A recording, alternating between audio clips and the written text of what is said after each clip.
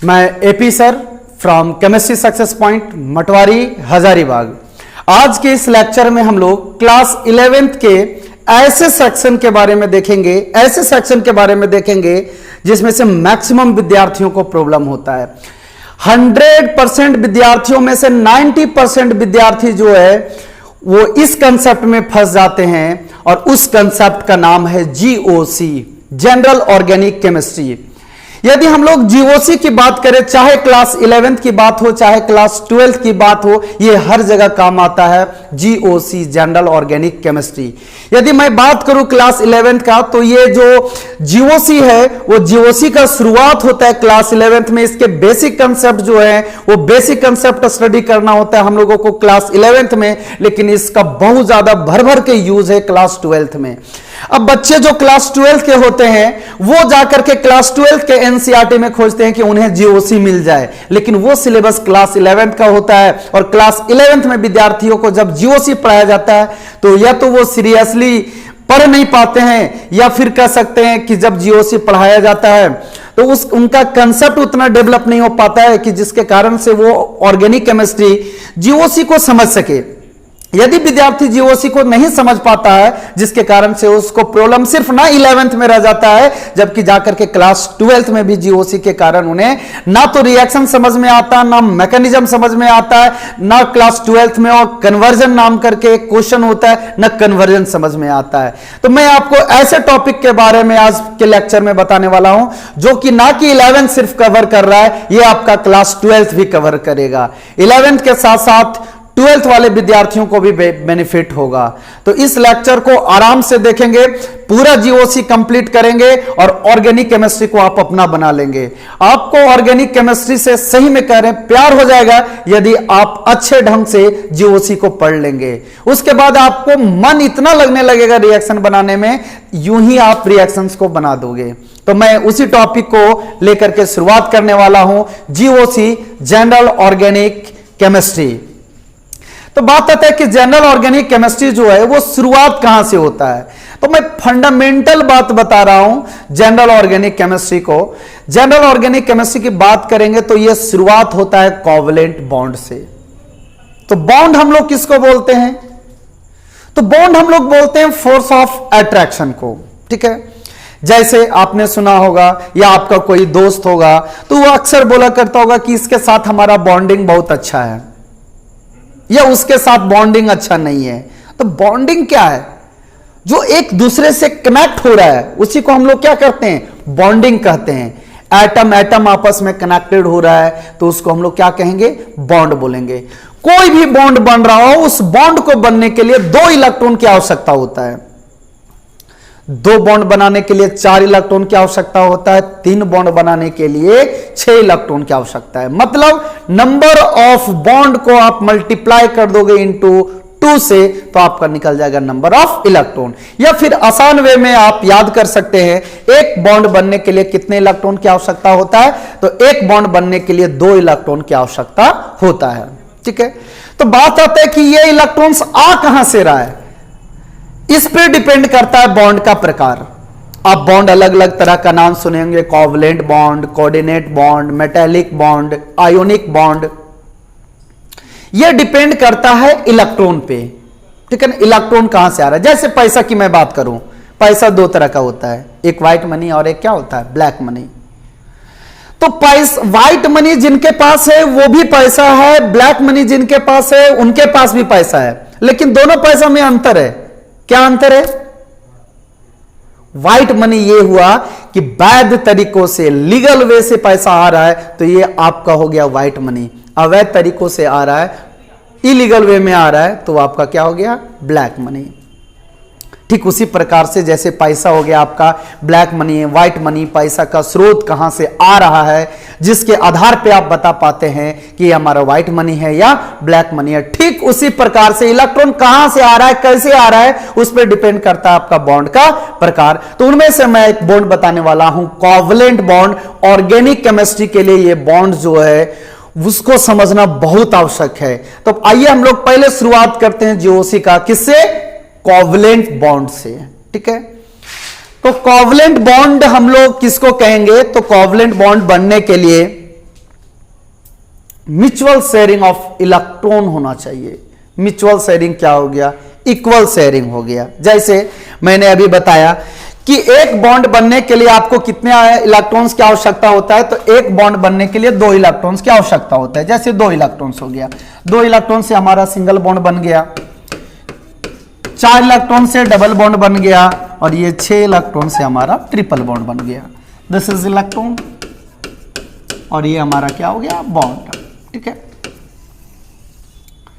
ये आपका हो गया इलेक्ट्रॉन, और ये आपका क्या हो गया? बॉन्ड। ठीक है, तो किसी भी तरह का बॉन्ड बनने के लिए आपको 2 इलेक्ट्रॉन के आवश्यक होगा।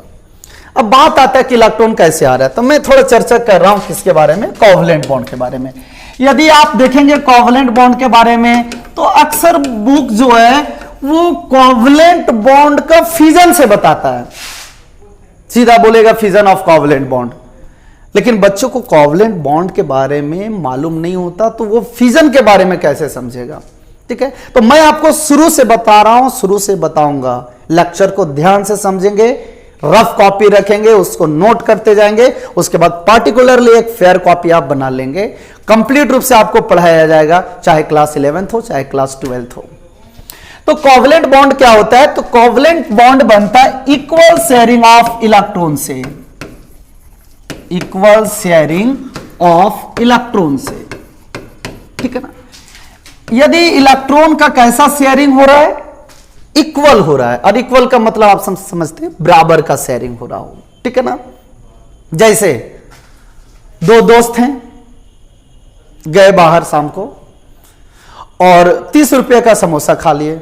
उसमें से एक पार्टनर है, वो 15 रुपया दिया अपना खाया हुआ समोसा का, दूसरा पार्टनर है वो भी अपना 15 रुपया दे दिया। तो यहां जो हुआ वो कोवलेंट हो गया, कोवलेंट कैरेक्टर, कोवलेंट वाला गुण आ गया।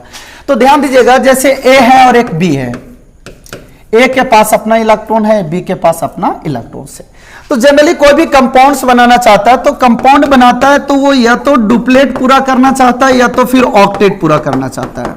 ठीक है, ऑक्टेट और डुप्लेट में क्या है अंतर? कि एटम्स 2 इलेक्ट्रॉन्स चाहता है और ऑक्टेट का मतलब 8 इलेक्ट्रॉन्स। तो हमारे पास कुछ ऐसे एलिमेंट्स हैं जो 2 इलेक्ट्रॉन्स चाहते हैं, और कुछ एलिमेंट्स ऐसे हैं जो 8 इलेक्ट्रॉन चाहते हैं। ठीक है ना? जिनको 2 चाहिए उन्हें डुप्लेट कहेंगे, और जिनको 8 इलेक्ट्रॉन चाहिए उन्हें ऑक्टेट कहेंगे। तो एटम्स आपका डुप्लेट पूरा करने वाला भी है और ऑक्टेट पूरा करने वाला भी। डुप्लेट वाला कौन है? तो हाइड्रोजन हो गया, हीलियम के पास 2 ही हो गया, और 2 रहता है तो वो जनरली ना तो देना चाहता है ना तो लेना चाहता है। एक्सेप्शनली की बात कहेंगे तो कुछ कुछ केसेस अवेलेबल मिल जाएंगे आपको। ठीक है, जनरली नहीं। तो यहां पे हम लोग देखेंगे डुप्लेट का मतलब क्या हो गया? 2 प्लेट नहीं, डुप्लेट का मतलब हो गया 2 इलेक्ट्रॉन्स। ठीक है ना? और ऑक्टेट का मतलब क्या हो गया? 8 इलेक्ट्रॉन्स। अब जैसे ए और बी, ए के पास 1 इलेक्ट्रॉन है, ए के पास 1 इलेक्ट्रॉन है, डुप्लेट पूरा करना चाहेगा कि मैं डुप्लेट पूरा करूं। 1 मिनट,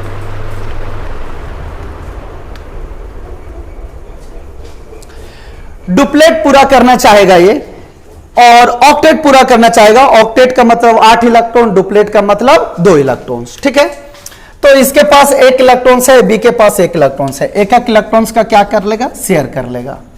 तो 2 इलेक्ट्रॉन्स, 2 एटम के बीच में आप देख रहे होंगे 2 इलेक्ट्रॉन्स आ गया, तो 2 इलेक्ट्रॉन से सिंगल बॉन्ड बन जाता है। इस बॉन्ड को हम लोग बोलते हैं कोवलेंट बॉन्ड।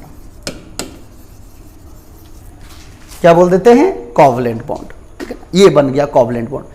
तो सर किसमें किसमें कोवलेंट बॉन्ड बनता है? तो जनरली नॉन पोलर एटम के बीच में बन जाता है कोवलेंट बॉन्ड, या फिर बोल सकते हैं कोवलेंट बॉन्ड का जो कैरेक्टर होता है वो नॉन पोलर होता है। जैसे हम लोग यहां पे देख लेते हैं। ठीक है ना? तो ए और बी है। ठीक है ना? ए और बी में आप देखेंगे तो ए आपका, हाँ, कुछ कुछ कोवलेंट बॉन्ड जो है वो आपका नॉन पोलर कैरेक्टर के होंगे, और कुछ कुछ जो होंगे वो पोलर कैरेक्टर के भी होंगे। पोलर नॉन पोलर क्या है कि चार्ज, और एक मॉलिक्यूल्स होता है जिसके पास चार्ज है तो वो आपका पोलर हो गया, जिसके पास चार्ज नहीं है वो क्या कहलाया? नॉन पोलर कहलाया। ठीक है, तो फिर आगे चल करके मैं बतलाऊंगा polar, non polar, homolytic, heterolytic. ठीक है ना? होमोलाइटिक फिजन में जो बॉन्ड होता है वो पोलर होता है, हेट्रोलाइटिक फिजन में नॉन पोलर होता है। तो कोवलेंट बॉन्ड जो है वो कोवलेंट बॉन्ड का कैरेक्टर्स पोलर और नॉन पोलर दोनों होता है। ठीक है, ए और बी। के बीच में कोवलेंट बॉन्ड बन गया। एग्जांपल्स की मैं बात करूं तो हाइड्रोजन है, तो हाइड्रोजन के पास एक इलेक्ट्रॉन है, फिर हाइड्रोजन के पास एक इलेक्ट्रॉन से एक इलेक्ट्रॉन का शेयरिंग करेगा तो इनके बीच में बन जाएगा बॉन्ड, और उस बॉन्ड को हम लोग क्या बोलेंगे? Covalent bond. कोवलेंट बॉन्ड, ठीक है, कोवलेंट बॉन्ड, कोवलेंट बॉन्ड बोल देंगे हम लोग, ठीक है। तो आपको कोवलेंट बॉन्ड समझ में आ गया होगा। तो फिर एक और एग्जांपल लेता हूं मैं क्लोरीन का, ठीक है ना। क्लोरीन के पास एटॉमिक नंबर कितना होता है? 17। क्लोरीन का एटॉमिक नंबर कितना होता है? 17 एटॉमिक नंबर होता है। तो जितना एटॉमिक नंबर होता है उतना ही उसमें नंबर ऑफ इलेक्ट्रॉन्स होते हैं, उतना ही नंबर ऑफ प्रोटॉन्स होते हैं। इलेक्ट्रॉन्स और प्रोटॉन की संख्या बराबर होता है। किसके बराबर होता है? तो एटॉमिक नंबर के बराबर होता है। तो यहां पे आप क्लोरीन देख रहे हैं, तो क्लोरीन का एटॉमिक नंबर जो है वो 17 हो जाएगा। अब इसका कॉन्फ़िगरेशन करेंगे सेल में तो 2 8 7 जाएगा, ठीक है ना। 7 वाला इलेक्ट्रॉन्स क्या कहलाए? तो लास्ट वाला इलेक्ट्रॉन्स जो होता है उसको हम लोग बोलते हैं वैलेंस सेल इलेक्ट्रॉन, ठीक है। अब वैलेंस सेल इलेक्ट्रॉन ही क्या करता है? बॉन्ड बनाने में इस्तेमाल करता है, ठीक है ना। क्लोरीन के पास आप देख पा रहे होंगे कितना इलेक्ट्रॉन्स है? 17, लेकिन ये बॉन्डिंग में इस्तेमाल कितना करेगा? 7। तो क्लोरीन है, मैं बना दे रहा हूं 1 2 3 4 5 6 7, फिर क्लोरीन है 1 2 3 4 5 6 7, 7 और 1 8 ऑक्टेट पूरा करना चाहेगा, 7 और 1 8 ऑक्टेट पूरा करना चाहेगा। तो देखो 2 एटम के बीच में 2 इलेक्ट्रॉन्स आ गया, और 2 इलेक्ट्रॉन्स आ जाने के बीच में बाद में एक बॉन्ड बन जाएगा। उस बॉन्ड को हम लोग क्या बोल देंगे? कोवलेंट बॉन्ड बोल देंगे, ठीक है ना। ये हुआ बॉन्ड, कोवलेंट बॉन्ड। अब यहां से फिर आपका शुरुआत होता है जीओसी, जनरल ऑर्गेनिक केमिस्ट्री। अब आप अच्छे से समझ पाएंगे कि जीओसी में हम लोगों को क्या क्या पढ़ना है।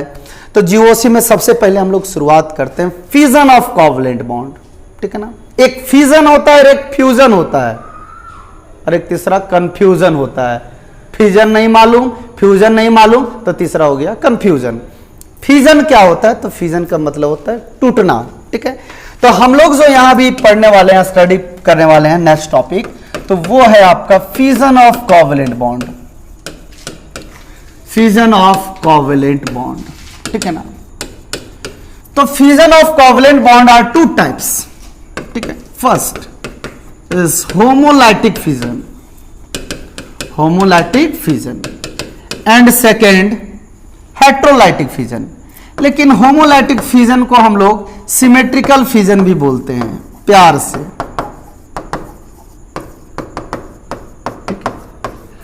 होमोलाइटिक फ्यूजन को हम लोग प्यार से क्या बोलेंगे? Symmetrical fusion. आप भी बोलते होंगे किसी को प्यार से। अब क्या बोलते वो आप समझेंगे। दूसरा हेट्रोलाइटिक फ्यूजन, दूसरा जो होता है हमारा वो क्या होता है? Heterolytic fusion. हेट्रोलाइटिक फ्यूजन हम लोग बोलते हैं अनसिमेट्रिकल फ्यूजन को, अनसिमेट्रिकल फ्यूजन को, ठीक है। तो होमोलाइटिक को प्यार से सिमेट्रिकल फ्यूजन बोलेंगे और हेट्रोलाइटिक फ्यूजन को हम लोग अनसिमेट्रिकल फ्यूजन बोलेंगे। अब हम लोग समझते हैं पहला, ठीक है, आप स्क्रीनशॉट ले सकते हैं, ठीक है। होमोलाइटिक फ्यूजन पहला आते हैं हम लोग। होमोलाइटिक फ्यूजन एकदम आराम से समझेंगे, जहां कहीं भी दिक्कत हो आप कमेंट कीजिए, ठीक है। अब देखो होमोलाइटिक फ्यूजन क्या है, और होमोलाइटिक फ्यूजन हम लोग एक्चुअली पढ़ किस कर रहे हैं? कोवलेंट बॉन्ड का। तो जैसे देखो ए और बी, ए के पास अपना एक इलेक्ट्रॉन था, बी के पास अपना एक इलेक्ट्रॉन था, दोनों ने शेयर किया और दोनों के बीच में क्या बन गया? Covalent bond. ये बनने की बात हो गया। अब टूटने की बात करते हैं, ठीक है ना।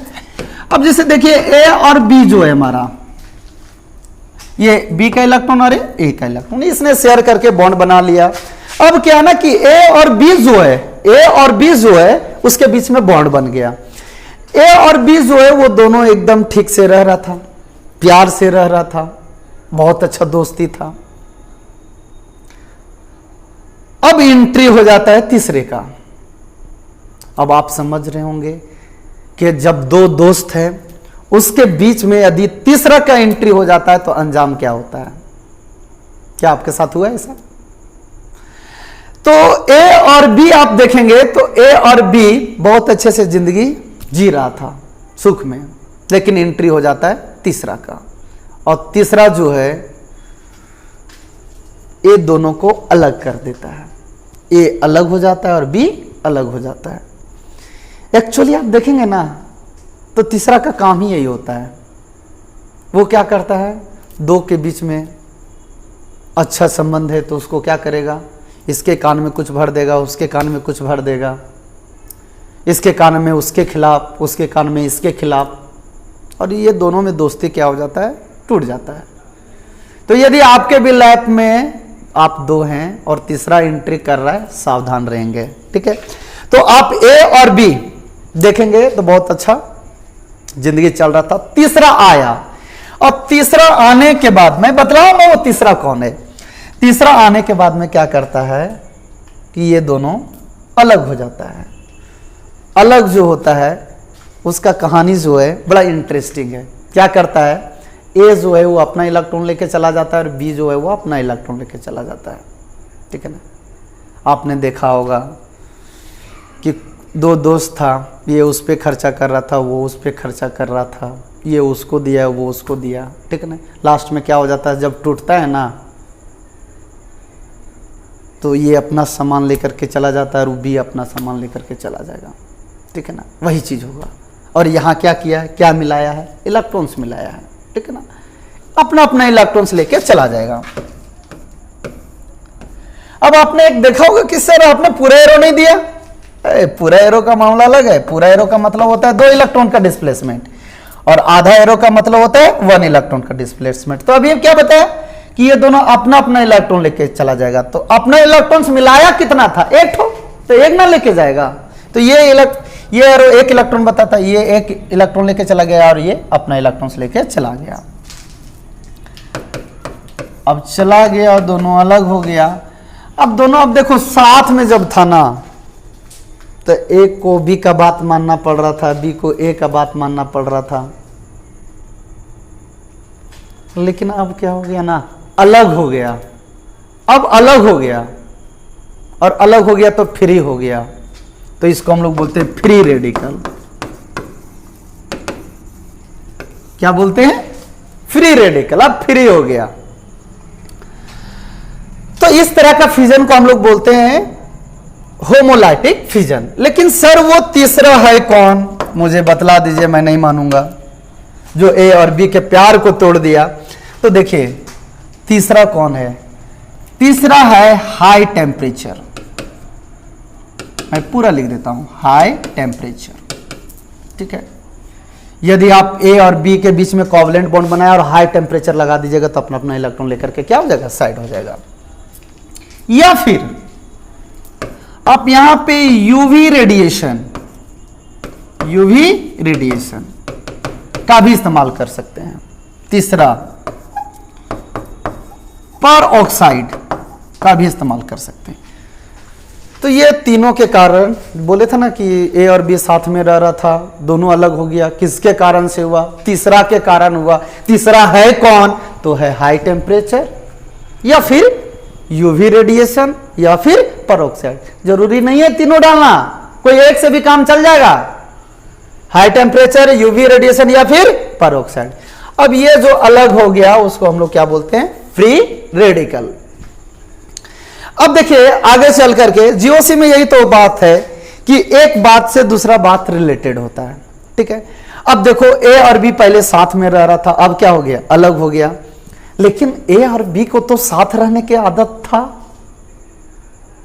याद आएगा, ए को बी का, बी को ए का।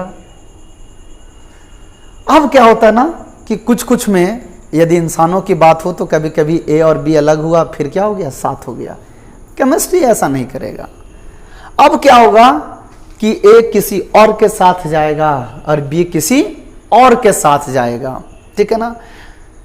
तो आगे का चर्चा हम लोग फिर फ्री रेडिकल्स का करेंगे। तो अब हम लोग देखते हैं दूसरा होता है हेटेरोलाइटिक फ्यूजन, ठीक है ना। अब ये अलग हो गया, फिर अलग होकर के क्या करेगा मैं डिस्कस करूंगा। अब दूसरा नंबर टॉपिक की मैं बात करता हूं, दूसरा फ्यूजन। वो दूसरा फ्यूजन है हमारा हेटेरोलाइटिक फ्यूजन। हेटेरोलाइटिक फ्यूजन जिसको हम लोग अनसिमेट्रिकल फ्यूजन भी कहते हैं, ठीक है ना। तो जैसे देखो ए और बी जो है अपना दोनों एक एक इलेक्ट्रॉन्स शेयर किया था, बॉन्ड बन गया, इस बॉन्ड को बोलते हैं कोवलेंट बॉन्ड। अब क्या है ना, ए और बी। अब थोड़ा सा केस अलग कर देते हैं, ठीक है ना। हेट्रोलाइटिक फिजन, अनसिमेट्रिकल फिजन, तो हम बता देते हैं कि ए एक इलेक्ट्रॉन मिलाया और बी एक इलेक्ट्रॉन मिलाया, यहां पे एगो धोखा दे देगा। धोखा कैसे देगा कि कोई एक एटम दोनों इलेक्ट्रॉन लेके चला जाएगा। तो ये धोखेबाज है कौन? तो केमिस्ट्री में इसी धोखेबाज को बोलते हैं हम लोग इलेक्ट्रोनेगेटिविटी, ठीक है ना। तो आप इलेक्ट्रोनेगेटिविटी को ऐसे समझ सकते हैं सिंपल ढंग से, धोखेबाज नहीं कहिएगा, ठीक है ना। उसका टेंडेंसी होता है, हर एक एलिमेंट का बिहेवियर जो होता है वो अलग अलग होता है। ए और बी है, अपना अपना इलेक्ट्रॉन्स मिलाया, बॉन्ड बन गया था, ठीक है ना। इलेक्ट्रोनेगेटिविटी क्या होता है? इलेक्ट्रॉन खींचने का टेंडेंसी हर एक एलिमेंट के पास अलग अलग होता है। तो जिसके पास ज्यादा है वो क्या करेगा, अपना इलेक्ट्रॉन्स तो लेगा, दूसरे का भी इलेक्ट्रॉन्स लेके चला जाएगा, ठीक है। अपना इलेक्ट्रॉन्स लेगा जो मिलाया है, दूसरा वाला भी क्या करेगा, लेके चला जाएगा, ठीक है। तो देखिए ए और बी है, ठीक है। बी को मान लेते हैं ज्यादा इलेक्ट्रोनेगेटिव है, मैं लिख दे रहा हूं B is more electronegative than A, ठीक है। बी की इलेक्ट्रोनेगेटिविटी ज्यादा है, इसके पास इलेक्ट्रॉन खींचने का क्षमता क्या है, ज्यादा है। तो ये बी का इलेक्ट्रॉन और ये ए का इलेक्ट्रॉन, ये दोनों इलेक्ट्रॉन्स ले लेगा, ठीक है। ये दोनों इलेक्ट्रॉन्स क्या किया, ले लिया। क्यों लिया? क्योंकि इसका इलेक्ट्रोनेगेटिविटी ज्यादा है। ये बॉन्ड बना था क्या, एक बी मिलाया था और एक को क्या मिलाया था, ए। बी क्या कर रहा है, अपना इलेक्ट्रॉन्स तो ले ही जा रहा है, दूसरा का भी एलिमेंट्स ले जा रहा है, दूसरा का भी इलेक्ट्रॉन्स ले जा रहा है, इसलिए मैं बोला था बी को धोखेबाज, ठीक है ना। अब देखो ए के पास जो है वो इलेक्ट्रॉन्स का कमी हो जाएगा, अब इसका इलेक्ट्रॉन लेके चला जाएगा तो इसके पास कमी होगा कि नहीं होगा, और बी के पास क्या हो जाएगा, ज्यादा हो जाएगा। अब आप देख रहे हैं कि इसके पास प्लस चार्ज आ गया और इसके पास क्या आ गया, माइनस चार्ज आ गया। Sir how? तो आप सिंपल बोलेंगे कि सर इलेक्ट्रॉन लेके चला गया तो माइनस हो गया और इसका इलेक्ट्रॉन्स जो है वो कम हो गया, इसलिए क्या हो गया, प्लस हो गया। एक्चुअली में आप देखेंगे, ठीक है ना, तो प्लस और माइनस का जो है वो इलेक्ट्रॉन का नंबर में फर्क आ गया। कैसे, मैं दिखा रहा हूं, ठीक है। जैसे देखिए कोई भी एलिमेंट से तो उसका जितना एटॉमिक नंबर होता है उतना ही उसका इलेक्ट्रॉन्स होता है, उतना ही उसका प्रोटॉन्स होता है। मैं सोडियम की बात कर रहा हूं, सोडियम का एटॉमिक नंबर 11 है तो electron 11, proton 11, 11 unit negative charge और 11 यूनिट पॉजिटिव चार्ज। यह यूनिट जो इलेक्ट्रॉन प्रोटॉन का चार्ज रहेगा तो वो तो सेम होता है, मैग्नीट्यूड अंतर होता है, ठीक ना। तो मैं 11 लिख दिया आसानी से समझने के लिए। 11 माइनस 11 प्लस, चार्ज क्या हो गया, 0। अब क्या किया, ठीक है ना। अब क्लोरीन की मैं बात कर लूं पहले, 17, इसका इलेक्ट्रॉन 17, प्रोटॉन 17, माइनस और प्लस क्या हो जाएगा, 0 0। यदि मैं तोड़ूं, ठीक है ना, तो कॉन्फ़िगरेशन करूं तो 2 8 1 और इसका करूं तो 2 8 7, ठीक है ना। अब क्या करेगा, सोडियम जो है वो एक इलेक्ट्रॉन देना चाहेगा, ठीक है ना। किसको इलेक्ट्रॉन देना चाहेगा, तो वो जिसके पास एक कमी है। क्यों? क्योंकि देखो एटम्स जब ये सोडियम जब बॉन्ड बनाएगा, कंपाउंड्स बनाएगा, तो ये चाहेगा कि मेरा ऑक्टेट पूरा हो। तो ऑक्टेट मतलब 8 इलेक्ट्रॉन होता है, तो 8 इलेक्ट्रॉन के लिए ये या तो एक दे दे या तो 7 ले ले, तो आसान होता है एक दे देना, तो ये सोडियम एक इलेक्ट्रॉन्स दे देगा। अब मैं आता हूं क्लोरीन में, लास्ट का 7 है, ये ऑक्टेट पूरा करना चाहेगा, एक इलेक्ट्रॉन्स लेना चाहेगा, इलेक्ट्रॉन्स जो है वो सोडियम से ले लेगा इस केस में। तो अब आप देखेंगे तो इसके सोडियम के पास क्या हो जा रहा है, तो सोडियम एक इलेक्ट्रॉन क्या कर रहा है, दे दे रहा है, तो इसके पास इलेक्ट्रॉन 11 था, अब कितना हो गया, 10। प्रोटॉन तो वही रहेगा ना, इलेक्ट्रॉन दे रहा तो इलेक्ट्रॉन ना घटेगा, माइनस और प्लस क्या हो गया, +1। यहां पे आप देखेंगे तो इलेक्ट्रॉन 17 होता है, एक बढ़ के 18 हो गया। अब प्रोटॉन कितना है, 17, माइनस और प्लस, चार्ज क्या हो गया, 0 0, सॉरी चार्ज हो गया -1 हो गया, ठीक। वही आप देखते हैं सोडियम के पास प्लस चार्ज और वही आप देखते हैं क्लोरीन के पास क्या, माइनस चार्ज। माइनस का मतलब एक इलेक्ट्रॉन बढ़ गया और प्लस का मतलब एक इलेक्ट्रॉन घट गया। अब देखो इसके पास एक इलेक्ट्रॉन घट गया और इसके पास एक इलेक्ट्रॉन बढ़ गया। जिस स्पेसीज के पास इलेक्ट्रॉन का कमी हो जाता है उसको हम लोग बोलते हैं इलेक्ट्रोफाइल। क्या बोलते हैं? इलेक्ट्रोफाइल। और जिसके पास इलेक्ट्रॉन ज्यादा होता है उसको हम लोग बोलते हैं न्यूक्लियोफाइल। ठीक है, तो ये जीओसी समझने के लिए, ठीक है ना, ये आपका बेसिक कंसेप्ट होना बहुत जरूरी था। क्या? Homolytic fission, heterolytic fission, covalent bond. ठीक है ना, उसके बाद आपका शुरू होता है इलेक्ट्रोफाइल और न्यूक्लियोफाइल। कि इलेक्ट्रोफाइल हम लोग किसको कहेंगे और न्यूक्लियोफाइल किसको कहेंगे। रफली आप देख सकते हैं कि जिसके पास इलेक्ट्रॉन का कमी है, या फिर बोल सकते हैं कि जिसके पास पॉजिटिव चार्ज है। खैर आगे चल करके मैं बताऊंगा दूसरे वीडियोज में कि सारे पॉजिटिव चार्ज वाले इलेक्ट्रोफाइल नहीं होते। ठीक है, लेकिन अभी आप समझ सकते हैं कि जिसके पास इलेक्ट्रॉन का कमी होगा, प्लस चार्ज होगा, उसे इलेक्ट्रोफाइल बोलेंगे। जिसके पास इलेक्ट्रॉन ज्यादा होगा उसको हम लोग क्या बोलेंगे? Minus charge. ठीक है ना, तो देखिए एकदम एक एक करके वीडियो अपलोड होगा, आपका पूरा सिलेबस का होगा, पूरा क्वेश्चन करेंगे, जेई का, नीट का, बोर्ड का, हर लेवल का। ठीक है ना, आपको कंटिन्यूटी बना के रखना है। ठीक है ना,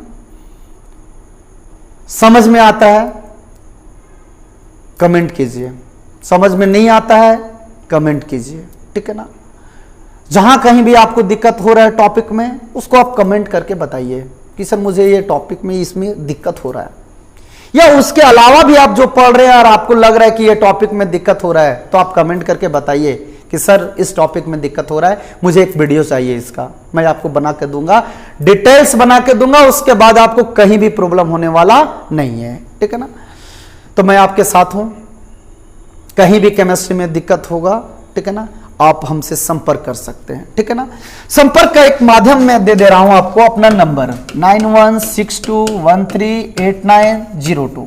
ठीक है ना, इस पे आप संपर्क कर सकते हैं, व्हाट्सएप कर सकते हैं। ठीक है ना, और एक और मैं बात बता देता हूं कि यदि आप ऑफलाइन पढ़ना चाहते हैं और यदि आप हजारीबाग में हैं या हजारीबाग के इर्द गिर्द क्षेत्रों में हैं, ठीक है, ये झारखंड राज्य के हजारीबाग जिला पड़ता है और केमिस्ट्री सक्सेस पॉइंट नाम है संस्थान का, यहां पे आकर के आप ऑफलाइन क्लासेस भी पढ़ सकते हैं।